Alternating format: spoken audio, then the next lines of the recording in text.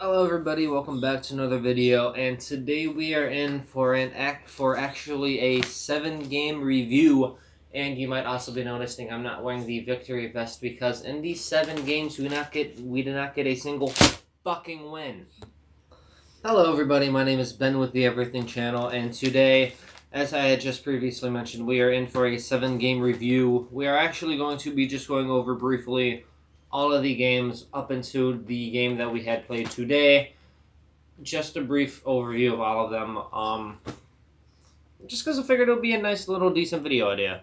We don't get really too in-depth really into any of the games. I know this is going to be kind of a longer video, but I don't want it to be like I don't want it to be like a 20-minute video. No one will watch that. Oh, fucking mosquito just flew near my face.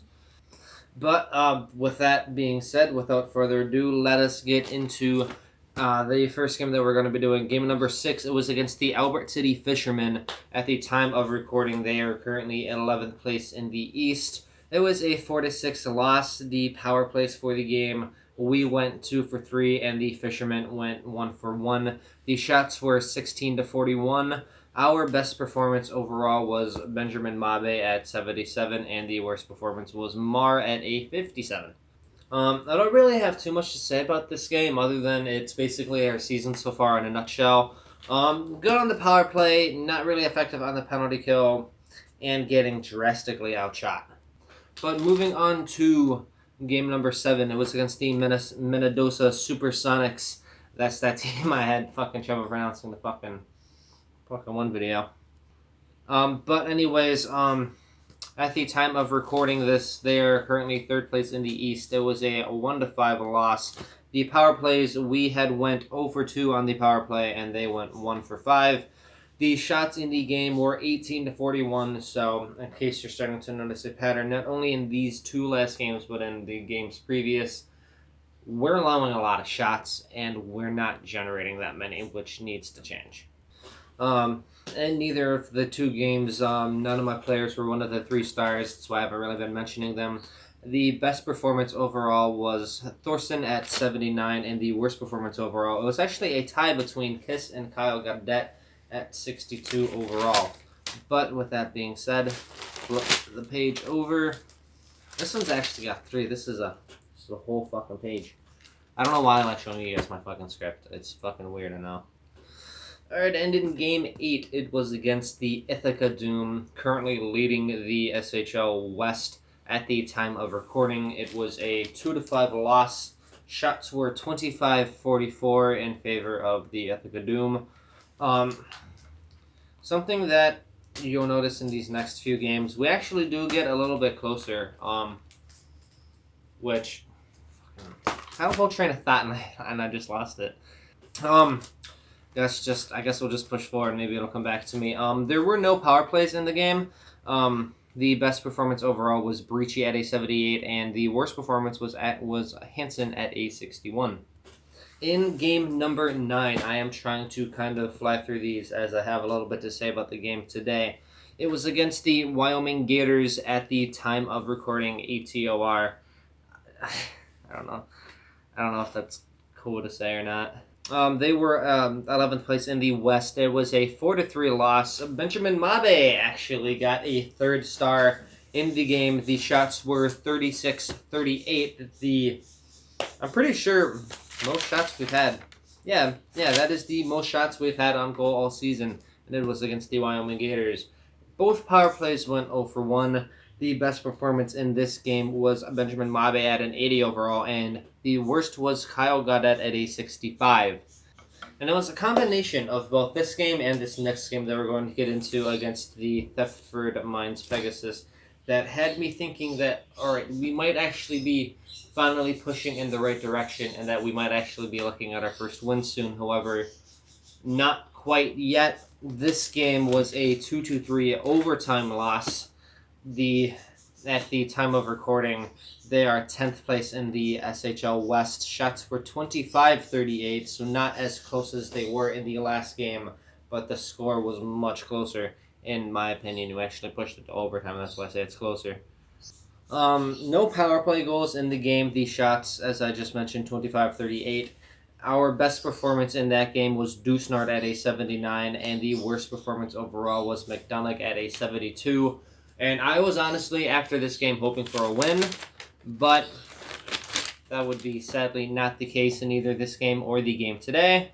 However, before we get into the game today, we have to get into game number 11 against the Kingston Badgers, 13th place in the East, which yeah, they were 13th place not only at the time of recording, but at the time of the but yesterday when the game took place. And I was honestly hoping for a win. They are a team struggling like me. We're starting to find our momentum. I was hoping something might be able to happen. Not really the case, as it was a 4-1 loss. The shots, however, the closest that they have been all season at 34-35 apiece in favor of the Badgers. There were no power play goals of the game in the game. There were no power play goals for a little while in these last few games. The best performance overall was Breachy at a 78 overall and Berzin at a 65 overall. And getting into the game that we played today, it would be stumbling over my words. The Materier Thunder Beasts, 5th place in the SHL East. They are a team that I used to face when I was in the Bronze Hockey League in the BHL. I remember at least facing them in Season 1. I don't remember if I faced them in Season 2. I might try proposing a trade with them, maybe try getting one of their older players just to try and do just something to get this season turned around. We are 12 games in. We have yet to get a win. I am really not trying to play in these regulation playoffs. The teams that are struggling in this league, at least in my half, they seem to all be struggling consistently. So I might be able to at least try getting above 10th, maybe try pushing into 9th. It was a 2-5 loss in the game against the Thunder Beasts. Shots were 28-40 apiece in favor of them. The Thunder Beasts went 2 for 2 on the power play. We did not get a power play goal. Our best performance overall was Martinen at an 86 overall, and our worst performance overall was Dawson at a 66. Now, I did mention in the last video that I had signed a free agent forward, Malakine. He has been playing. He's been playing a bottom 6 role. I initially had him on the 4th line. I now have him on the 3rd. He is playing. He is getting. I don't remember if he has SHO experience. I'm not gonna lie. He is a younger free agent. Son of a fuck. Basically, I have him signed, so I have a better option to put in the lineup on a regular basis. I am looking at other free agents. I'm looking specifically at free agents who have played in the SHL, so hopefully I can get some sort of something with my team turned around. Basically, none of my team has SHL experience, and none of my team is really ready for this league level, so no matter how well we play our system and no matter how well we execute our game plan, I just don't think we're going to be that competitive unless I do at least a half overall of the roster, so I can at least get into the mediocrity realm where I'm not worried about getting regulated and I can just focus on building a team for this league level. And not only building a team for this league level, but acquiring players that will help me once I get to the GHL level as well. I'm learning the hard way that if you just build for one specific league level, once you get promoted, that team might not actually be able to transition their game at all, as I'm learning the hard way 12 games in and 1 win in the shootout in the first game. But with all that being said, that's going to be it for this one. Do not forget to hit like and subscribe on your way out if you have not already. And also I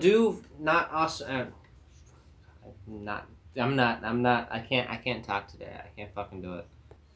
Also, do not forget to comment down below if you feel so inclined to comment whether or not you think we're going to be able to turn this bitch around at all this season, or if you think that this season is just going to be, or if it's just going to be over. I'm probably going to be doing videos like this from now on. Basically once a week, every 7 games, I'll be doing a new video, and I'll be doing some sort of other video in between, maybe 1 or 2 throughout the week, just so I'm not only doing game plan stuff. If the season does continue like this, I don't really want to be doing videos every day on it if I'm just going to be covering losses because at this point it would be the 12th straight day of me just covering losses pretty much, and that will not. That's just gonna get like stale, and I'm not gonna be able to make it like keep making it entertaining after a while. At least entertaining somewhat. So I'm probably gonna experiment with this for at least the next little bit. As I said before, don't forget to like and subscribe on your way out and have yourself a wonderful day.